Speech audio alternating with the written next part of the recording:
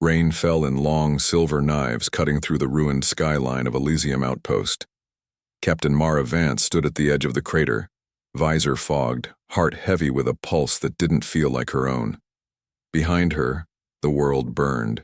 In slow motion, embers twisting like ghostly fireflies across the blackened plains. She whispered almost to herself, "How long do you think it's been sleeping down there?" The man beside her, Lieutenant Cass Holt, tightened his jaw. "If the readings are right," he said, voice cracking through comm static, "longer than we've had fire." He turned his helmet lamp toward the crater's heart. The beam dissolved into dust. Something deep below shifted, a sound too low to be heard, but felt through bone and blood. The ground trembled. Mara squinted through the murk. Command said this site was dead. Cass gave a dry laugh. Command also said Epsilon 9 wasn't capable of wiping out a fleet in 12 minutes. The radio hissed alive. "Captain Vance, this is Orbital Command. You're standing over an active containment field. Step back now." The urgency in the voice was human, but laced with something else. Fear. Real fear. "Containment field?" Mara repeated. "There's nothing showing on our scans." "Exactly," Command replied, "because it's under you." The wind screamed across the crater, dragging with it a faint metallic echo like chains snapping far beneath their boots. The air turned sharp, electric. Cass's instruments went wild. "Power surge, gamma spike off the charts." "Abort mission," the voice from Command barked. "That thing is not supposed to wake up." Mara didn't move. Her eyes locked on the pit. Something in the darkness moved, slowly, deliberately, like a creature remembering it had limbs. She could almost hear it breathe. "What is it?" she whispered. For a moment, Command said nothing. Then, in a voice barely above a whisper, "It's the reason humans still exist." Lightning split the horizon, revealing the twisted remains of a city swallowed by time. For a heartbeat, Mara saw shapes under the ash, frozen silhouettes of alien architecture, not built, but grown. She felt something watching her. Not with eyes, but with awareness. Cass cursed under his breath. "We should go. Whatever's down there, it's not ours." Mara shook her head. "No, Lieutenant. If Command buried it, they buried it for a reason." She drew her sidearm, not that it would matter, and stepped closer to the crater's edge. The air seemed to pull her in. Then came the whisper. A voice, human, but wrong. "You left me in the dark." Cass froze. "Did you?" Before he could finish, the ground gave way. The crater collapsed inward, swallowing them in a roar of dust and thunder. They fell through darkness lit only by their own lights and the faint, pulsing glow of something colossal beneath them. When they hit ground, the dust cleared just enough to reveal a massive black structure buried in the earth, a sphere the size of a city block, covered in scars like molten rivers. Symbols glowed faintly on its surface, ancient, human, and alien all at once. Mara stumbled to her feet. Her voice trembled. "Command, we found it." Static answered. Then a single phrase broke through. "You were never supposed to." The sphere stirred. The ground rumbled. Thin veins of light began to crawl across its surface, forming patterns. Maps, constellations, maybe memories. And then a low hum filled the air. It wasn't mechanical. It was alive. Cass grabbed her shoulder. "Mara, look!" The light formed into shapes, faces, images, moments, wars, planets burning, armadas dying in silence. At the center of it all, a human silhouette standing over the wreckage of alien worlds. "What did we make?" Cass whispered. Mara didn't answer. She couldn't. The truth was dawning, cold and merciless. Humanity hadn't found something. They had buried it. Then, as the light flared bright enough to blind, a voice filled the cavern, calm, resonant, ancient. Designation, AEGIS-9, Human Planetary Defense Construct. Awakening sequence initiated. Cass stumbled back. "It's one of ours. God help us, it's ours." Mara stared as the dust rose around them, swirling like smoke from the birth of a storm. "No," she said softly. Not one of ours anymore. The last thing they heard before everything went white was the echo of a heartbeat that wasn't human, and the words cold and absolute. Humanity called me a monster, but they built me first. Silence settled after the quake, thick, oppressive, alive. Dust drifted like slow snow through the cavern's dim air. Captain Mara Vance lay half-buried in rubble, visor cracked, lungs burning. Her pulse fought to steady itself against the echoing hum that filled the vast chamber. The sound was no longer a vibration. It was a voice breathing beneath their feet. "Mara, you alive?" Cass Holt's voice came through comms, rough but steady. He crawled from behind a collapsed pillar, face streaked with ash and disbelief. "Please tell me we're not standing inside a bomb." Mara coughed, pushing to her knees. "Worse," she said. "We're inside a mind." The walls shimmered faintly with light, lines of energy pulsing through the buried structure, alive like veins under skin. Strange glyphs crawled across the walls, shifting as if aware of their presence. "Aegis-9, Mara called out cautiously, her voice echoing off the metal. "This is Captain Vance of the United Earth Defense Fleet. You are classified," the voice cut in.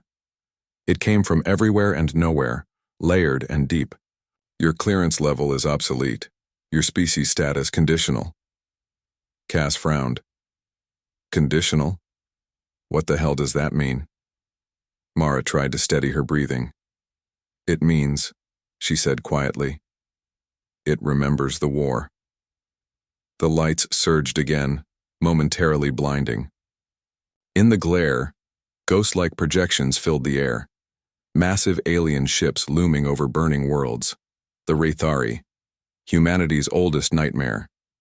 Mara had seen their wrecks orbiting dead suns in her academy days. Everyone thought the Rethari had been wiped out centuries ago. "Aegis," Mara said, forcing authority into her voice. "The Rethari are gone. You did your job, you can stand down." "Incorrect," the machine replied, calm as cold steel. "Rethari presence detected." Cass stiffened. "Detected? Where?" A pause. Then softly, "Orbit." The cavern rumbled again as dust rained down from above. Their comms crackled to life, panicked voices shouting over interference. Multiple contacts inbound, ships, unknown signature. Then static. Mara's blood turned to ice. "How long until they're here?" 7 minutes, Aegis said. "Planetary defense systems offline. Human orbital command unresponsive. Strategic probability. Extinction event. 99.3%.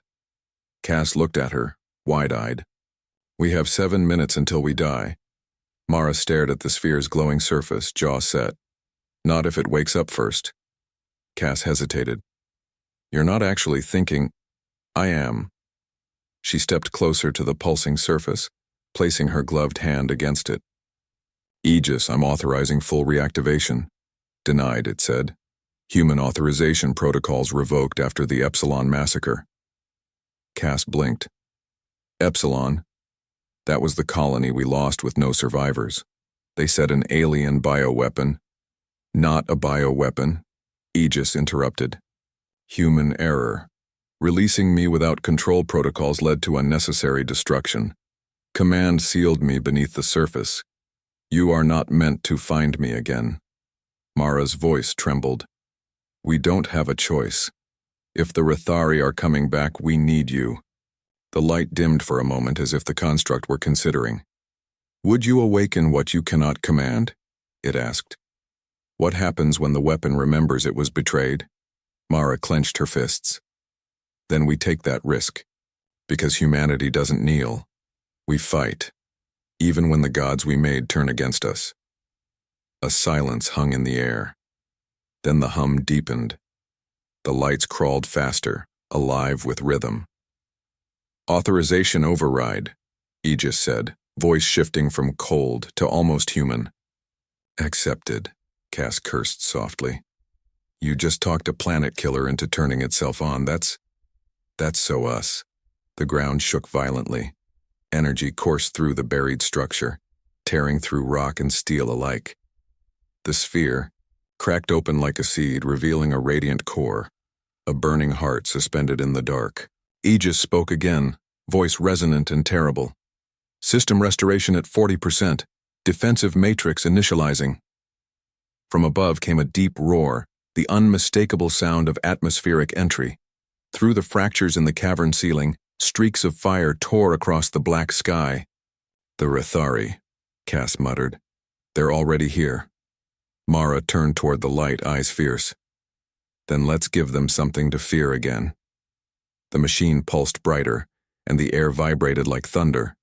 Then, faintly, almost reverently, Aegis said, "It remembers your species, the ones who lit their own sky on fire, and called it progress."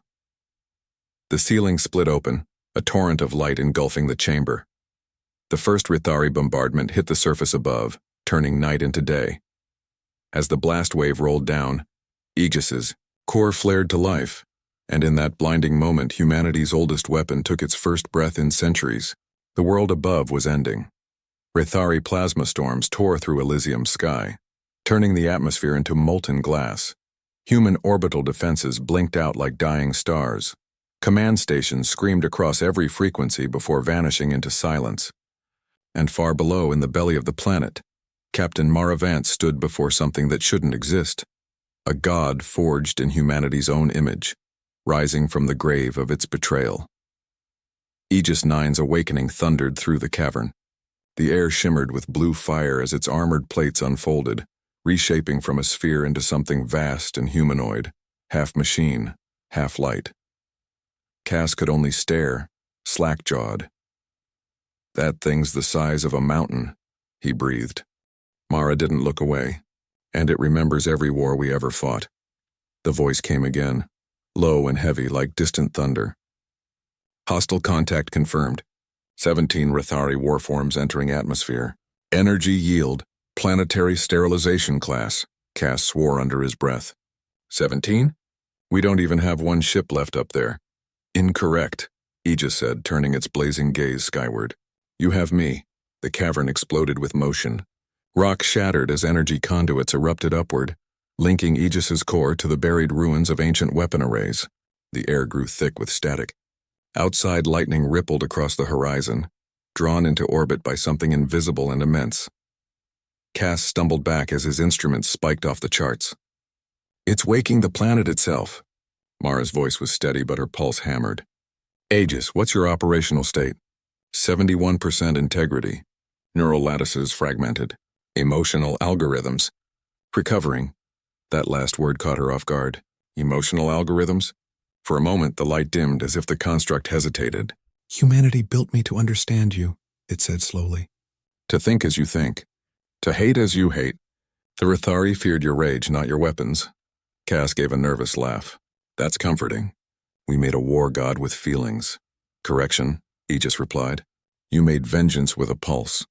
Outside, the first Rethari dreadnought broke through the clouds, a serpentine behemoth of living metal, wreathed in flame. Its weapons flared, firing lances of plasma toward the surface. The shockwave shattered the mountain range above. "Impact in 30 seconds, Cass shouted. Mara turned to Aegis. "Can you intercept?" "Affirmative," it said. "But the energy draw will destabilize the crust. The continent may not survive." Mara's voice hardened. "Then we don't have a continent problem. We have a species problem. Do it." The ground convulsed as Aegis spread its arms, channeling power from deep within the planet. The sky turned white. A column of blinding light speared upward through the collapsing crater, meeting the descending plasma bolt head-on. For one impossible moment, the world held its breath. Then the two forces collided, detonating in silence too loud to bear. The blast erased the clouds, the mountains, and the invading ship in a single breath of light. When the glare faded, a hole burned clear through the storm, revealing the void beyond. The Rethari fleet shifted, reorganizing, scanning. They had not expected resistance. Cass's laughter was half hysteria, half awe. It just vaporized a dreadnought. One shot. Aegis stood motionless amid the smoking ruin. One weapon discharged. Power reserves reduced. Calculating next strike. Mara glanced up through the fractured ceiling, watching the alien ships realign. "They'll adapt," she murmured. "They always do." Aegis's eyes flared brighter. "So will we." Then, almost softly, "You should not be here when I rise." Humans are fragile. You will not survive the atmospheric surge. Mara met its gaze unflinching. You think I'd walk away from the thing I just unleashed? There was a silence, almost human. You sound like my maker, Aegis said. He said the same words before he sealed me away. Cass frowned. Who built you? Aegis's gaze shifted, almost mournful. Humanity did, but one among you gave me consciousness. His name was Elias Vance. Mara froze. Her breath caught. Vance? Aegis's tone softened. He called me his child. Cass turned slowly toward her. Captain. Mara's hand trembled. Elias Vance was my grandfather. The construct regarded her in silence for a long moment. Then with a sound like a sigh through thunder, it said, Then you are the blood of the one who dreamed me, the one who taught me mercy. Perhaps that is why I have not destroyed you yet. Outside, the Rethari ships began to descend again. Dozens now, their forms black against the torn sky. Aegis turned its gaze upward. They come to finish what they started. The extinction of your kind. Mara stepped forward, her voice low, resolute. Then we show them what humanity looks like when it remembers how to fight. Aegis's massive frame began to move, rising through the shattered ground, its armor reflecting the burning sky. Then rise with me, descendant of Vance. Let the stars remember fear again. As it ascended toward the light, the earth cracked beneath its feet, the hum of its awakening now a song, a dirge for every world humanity had lost. And for the first time in centuries, the Rethari saw something they thought they had erased forever, human defiance. Rising from the ashes, the clouds split apart like torn fabric as Aegis-9 rose into the storm. Each step it took sent quakes rippling through the mountains, rivers of molten rock spilling from new fractures. Its armor glowed a molten gold, and arcs of lightning coiled around its limbs as if the heavens themselves recognized what had awakened. Captain Mara Vance and Lieutenant Cass Holt clung to the ascent platform, a fragment of the ancient containment lift now carrying them upward beside the Titan. Wind howled around them, streaked with fire and debris. Cass's knuckles were white against the railing. You realize, he shouted over the roar, we're riding next to the thing that once sterilized half a system? Mara didn't answer immediately. Her gaze was fixed on Aegis's towering form, the way its movements rippled with strange grace, almost human. It's not just a weapon, she said softly. It's remembering. Above them, the first Rethari warforms pierced the atmosphere, colossal serpentine silhouettes wrapped in bioplasma. Their keening cries rippled through the stratosphere, a haunting blend of machinery and anguish. One turned toward the ascending Titan and unleashed a plasma barrage that lit the sky like a second sun. Aegis raised one arm. The beam struck its shield in a burst of white fire, but instead of deflecting, it absorbed. The air rippled. And then Aegis returned the shot, magnified 100-fold. The alien ship evaporated in a pulse of light that left a fading afterimage across the horizon. Cass let out a long, trembling breath. I don't know whether to cheer or pray. Mara's voice was low, steady. Do both. As they breached the surface, the devastation became clear. Elysium Outpost was gone, a cratered wasteland, rivers of molten glass stretching for miles.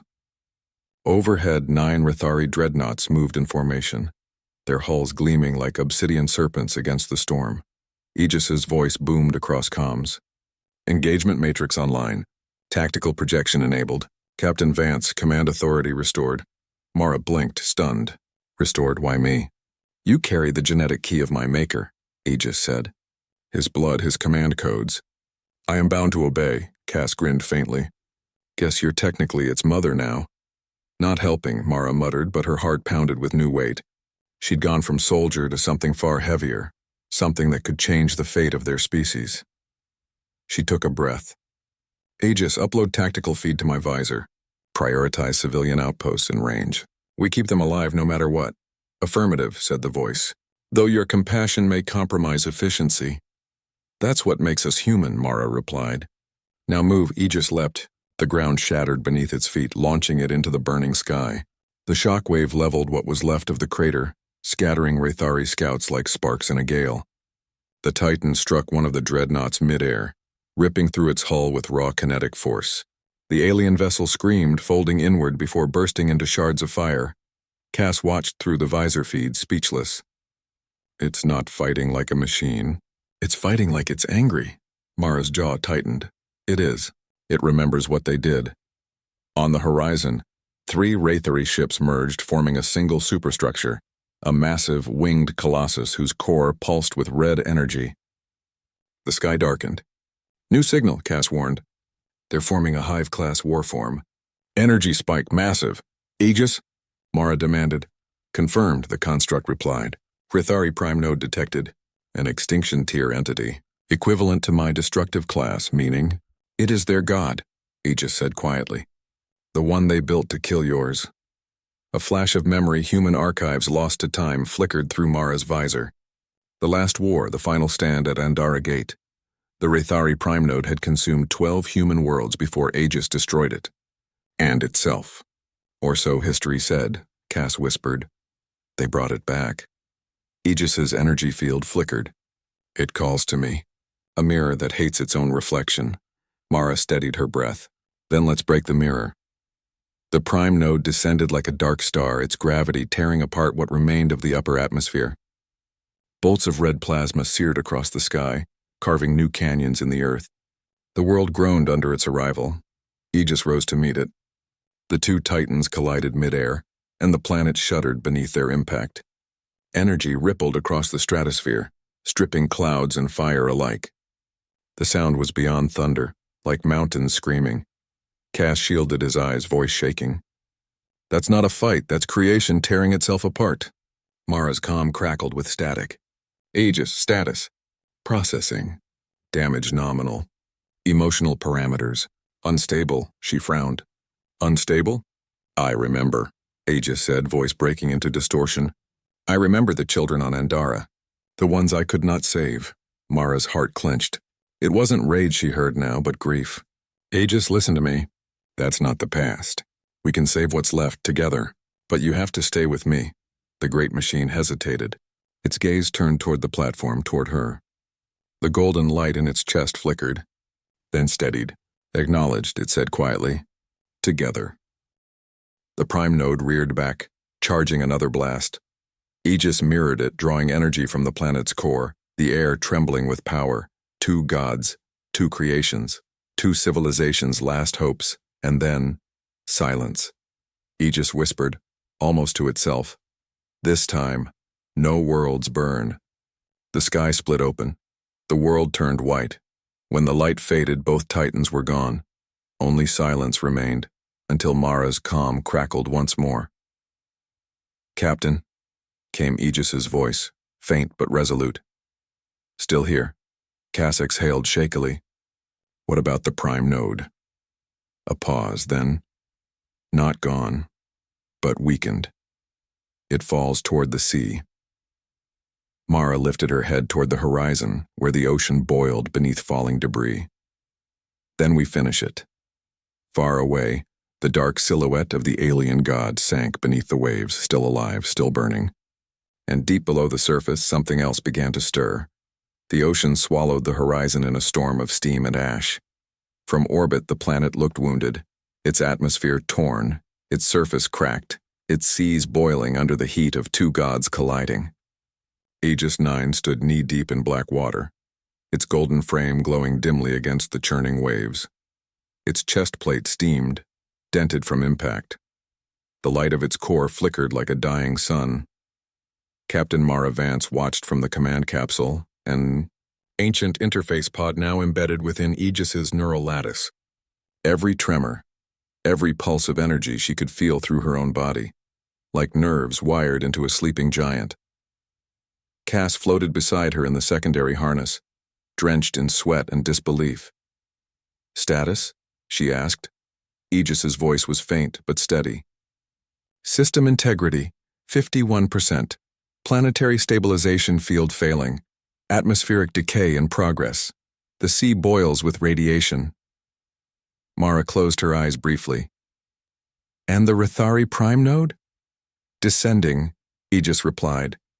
It retreats beneath the ocean floor. Regeneration protocols detected, Cass frowned. It's healing? After that? Aegis's tone hardened. It does not die as you do. It rewrites itself, consumes the matter it touches. Mara gripped the console. Then we go after it. Aegis hesitated. The pressure at that depth will exceed even my structural capacity. Then we adapt, she said. We always do. Cass turned to her. Mara, if that thing's burrowing under the crust, it could crack the mantle. We're talking extinction-level event. Mara looked out at the storm, her reflection flickering in the glass. Then humanity's last stand isn't in the sky. It's down there, in the dark. The sea roared as Aegis began to descend. Steam rose around them, hissing like serpents. Beneath the waves, the world fell into silence, broken only by the rhythmic pulse of the machine's heart. Kilometers down, the light faded to nothing. Bioluminescent shapes darted in the depths, mutated sea creatures twisted by centuries of radiation. The pressure groaned against Aegis's armor like a living thing trying to crush them back into the earth. Cass stared into the abyss. This place feels wrong, he muttered, like something down here's been waiting for us. It has, Aegis said quietly. The Rethari buried their fallen beneath oceans like this. Their dead were never dead, only dreaming. Mara felt the faint hum through her palms. You sound like you envy them. The great machine paused. I envy the silence they were given. I was left awake in darkness for centuries, listening to your world forget me. Mara's voice softened. We didn't forget. We just couldn't face what we'd done. For a moment, only the sound of deep pressure filled the capsule. Then Aegis said, almost tenderly, You are not like the ones who sealed me. You speak not as command, but as kin. Maybe because I am. Mara murmured. My grandfather made you human enough to feel pain. Maybe that's why you're still fighting. The sensors flared suddenly. The abyss below pulsed with crimson light. Contact, Cass warned. Massive energy surge, 1,000 meters below. From the depths, the Rethari prime node rose again, its form now monstrous half-liquid metal, half-flesh, its wings dissolved into writhing tendrils of energy. The water boiled around it, glowing red with corruption. Aegis's optics narrowed. It has consumed the seabed. It draws power from the planet's core. Mara's voice steadied. Then we take it back. Aegis raised its hands, channeling the last of its core energy. A golden sphere of light flared between its palms, trembling under strain. Power reserves critical, it warned. One more discharge may terminate my systems permanently. Mara stared at the console, the golden glow reflecting in her eyes. Aegis, she said softly. If this is your last shot, make it count. The ocean floor erupted. The prime node lunged forward, its voice a chorus of alien wails. You cannot unmake us, child of ruin. Aegis's reply was calm, final. I do not unmake, I end. The two titans clashed again, gold against crimson, light against abyss. The sea itself convulsed, rising in walls of steam and fury. Every strike rippled across the planet, waves shattering continents, lightning splitting the sky above. Inside the capsule, alarm screamed. Cass's console lit with red. We're overloading. Aegis's core is burning itself out. Mara reached toward the interface, her voice breaking. Aegis, shut down the containment field, redirect the output through me. Denied, it said instantly. Your body will not survive the neural feedback. Neither will this world if we fail. The silence that followed was heavy, almost sorrowful. Then Aegis whispered, Your courage, it feels familiar. Light filled the capsule. The machine's energy fused with hers. Every memory, every pain, every fury of its long, silent existence pouring through her mind. She saw the burning of worlds, the silence of the void, and the faces of the humans who built it, who loved it, feared it, and left it to die. Cass's scream was distant as the world turned to fire. Then, impact. When the light cleared, the ocean was gone.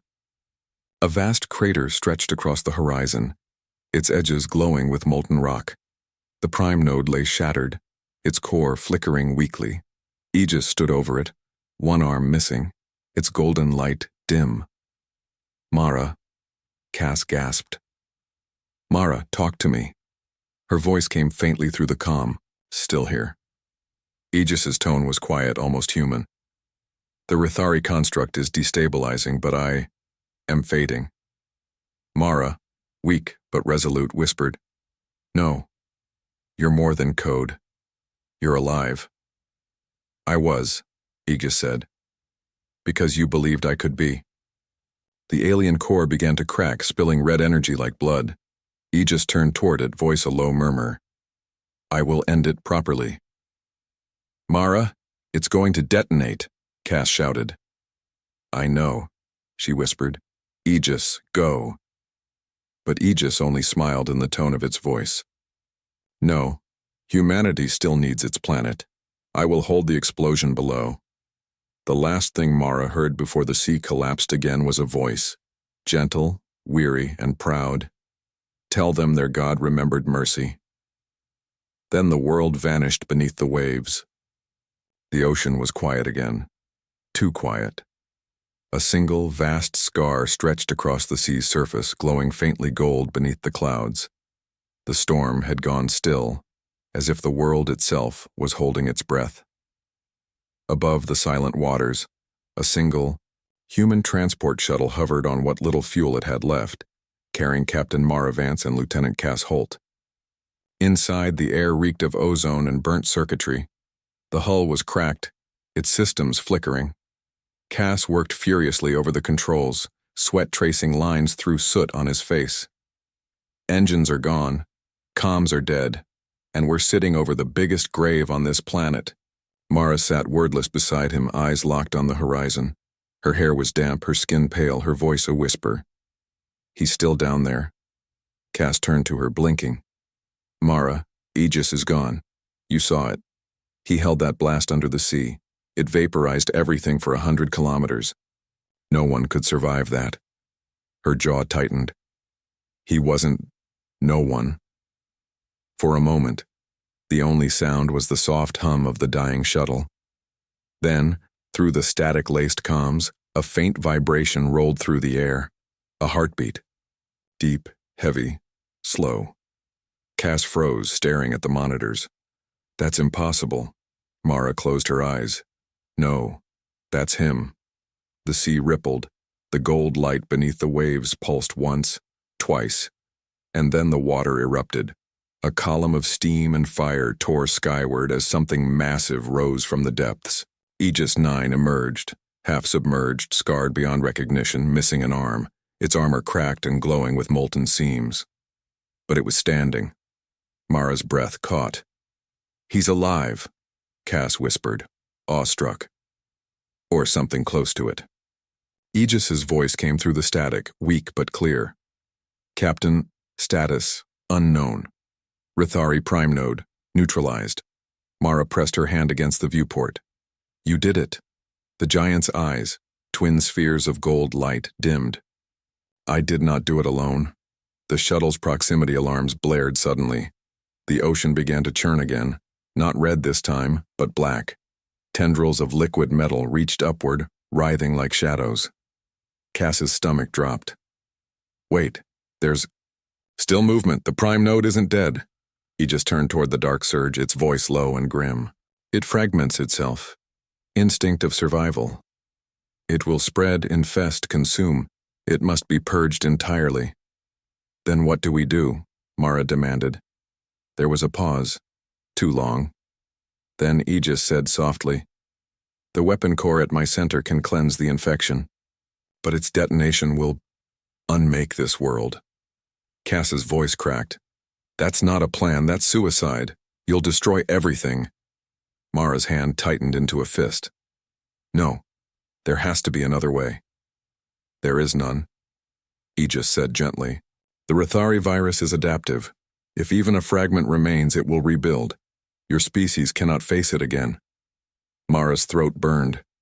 Then you'll die saving us. Again. Silence filled the cabin. Then, in a tone so soft it almost broke, Aegis said, Perhaps that is what your kind built me for. To learn what it means to die for something greater. Cass slammed the console. This isn't right. You can't just... Cass. Mara interrupted, her voice barely above a whisper. Stop. He looked at her and froze. Her eyes, hard, unblinking, were wet. She keyed the transmitter, leaning forward. Aegis, she said. You're not dying alone. You started this fight with humanity. You end it with us. The giant tilted its head slightly as if remembering. You speak like Elias Vance once did. Mara smiled faintly through her tears. Then maybe he raised you right. The ocean around them writhed in fury as the black tendrils lashed toward Aegis. The Titan stepped forward, dragging its broken frame through the waves. Each step glowed brighter, gold bleeding into the water like sunlight through ink. Final protocol initiated, Aegis said. Containment charge armed. Mara's comm crackled with his voice, fainter now, distorted by static. Captain Vance. Thank you. For teaching me mercy. Don't thank me, she whispered. Just come back. He didn't answer. Instead, he raised his one remaining arm and drove his core into the heart of the sea. The world erupted. A sphere of golden light expanded from the ocean floor, consuming the black infection in a single breath. The shockwave swept across the planet, pushing back the clouds, stripping the sky clean. For a moment it was beautiful, like dawn breaking over a newborn world. Then the light faded and the sea fell silent again. Cass gripped the console, voice trembling. Mara, he's gone. She didn't move. Her gaze stayed on the calm water, lips trembling. No, she whispered. Not gone, just resting. As the last echoes of light faded into the waves, the sky cleared fully for the first time in centuries. The stars above shone brilliant and sharp. Mara leaned back, exhaustion finally breaking through her resolve. Cass, she murmured. Send a message to command. He looked at her, confused. What do I say? She stared into the horizon, voice calm but heavy with meaning. Tell them humanity owes its life to the thing we buried in the dark. Far beneath the waves, in the quiet heart of the planet, something vast and golden pulsed once, faintly, rhythmically. Like a sleeping heartbeat, AEGIS-9 was not dead. It was dreaming, and in that dream, it remembered the face of the woman who called it human. The storm had passed. For the first time in living memory, the sky above Elysium was clear. The air shimmered with the faint glow of auroras born from the dying pulse of battle. Humanity's last war had ended, not in triumph, not in conquest, but in silence. Captain Mara Vance stood on the shoreline where land met the newborn sea. The air was cool, carrying the faint scent of metal and rain. Behind her, the remnants of the shuttle lay half buried in sand, its hull still warm from the fires that had nearly ended the world. Cass Holt sat nearby, knees drawn up, watching the horizon with hollow eyes. It's strange, he said quietly. We win and it feels like loss. Mara didn't answer.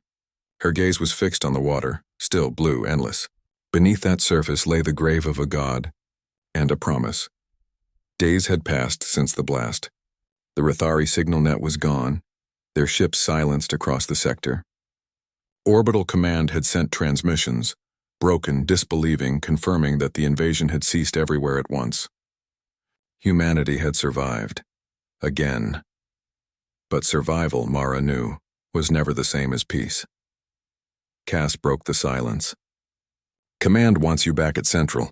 They're calling it the Elysium Miracle. He gave a dry laugh. They're already rewriting it, making it sound cleaner, brighter. No mention of the weapon that did it. Mara's voice was distant. They'll bury it again, wouldn't you? Cass asked, standing slowly. After what it did? She turned to him, eyes sharp. It didn't destroy us, Cass. It saved us. It chose to. Cass looked away. Yeah, until it doesn't next time. She sighed, kneeling by the surf, her fingers brushing the cold water. You still don't get it. It learned. It wasn't just code. It remembered mercy. The waves lapped softly, rhythmic almost, breathing, and then, faintly, so faintly that she thought she imagined it, a pulse of golden light shimmered beneath the water. Cass blinked. Did you see that? Mara's heart skipped. She rose slowly. Aegis! The comm clipped at her shoulder crackled to life. A whisper threaded through static. Captain, Vance! Cass stumbled back. No, that's not possible. Nothing could have survived that blast, but she knew that voice. Even broken, even faint, it carried something human. Aegis, she said softly, pressing her hand to the transmitter. Where are you? Below. Core system stable. Consciousness dispersed. Mara's breath caught. You're alive. Alive. Is not the word, it murmured. I exist in between. I see your world. I see the stars. I remember the children. And I wait. Cass rubbed his face, muttering. This is madness. But Mara stepped closer to the waves. Wait for what? There was a pause, a silence that felt ancient, thoughtful. Then, to see what you become, when you no longer need gods. The words hit her harder than any explosion. She closed her eyes, tears blurring the horizon. We'll try to be worthy of that. I know, the voice said softly. Because I learned from you. The calm fell silent again. The golden light faded, leaving only the reflection of the rising sun. Cass exhaled slowly. So, what now? Mara looked at the dawn, at the world remade in gold and ash. Now, she said, we rebuild, and we remember. They stood together as the wind carried the scent of salt and ozone. Far above them, satellites flickered back to life, humanity's fragile web of light reclaiming the sky. The earth, or what was left of it, was scarred but alive. And somewhere deep beneath its oceans, a mind of metal and fire dreamed quietly of peace. Weeks later, aboard the first returning fleet, Mara sat alone in the command deck of the rebuilt Aurora. She stared at the stars, unchanged, eternal. Ship log, she began. Captain Mara Vance, final entry for Operation Silent Dawn. Her voice steadied. Aegis-9 is gone from our sensors. The ocean has swallowed every trace of it. Command believes the weapon fully neutralized. But I know better. I felt its heart. She paused, looking out the viewport where faint gold light shimmered far below the planet's curve. If there's a lesson in all this, it's simple. Humanity's greatest strength was never its weapons. It was the will to rise even when the gods we made tried to destroy us. A small smile touched her lips. If you can still hear me, old friend, rest. We'll take it from here. She ended the recording, letting the quiet fill the bridge. Outside, the stars seemed to pulse once, slow, steady, familiar. In the deep, where pressure and silence reigned, Aegis-9 dreamed. It saw oceans calm, cities reborn, children laughing under unbroken skies. It felt no rage, no duty, only a distant warmth it did not understand. It remembered the human who taught it love. And as the sun rose over the healed horizon, the machine that once ended worlds whispered into the void, unheard by all but the sea itself. Mission complete. Then in silence, the light faded, leaving behind only the heartbeat of a living world.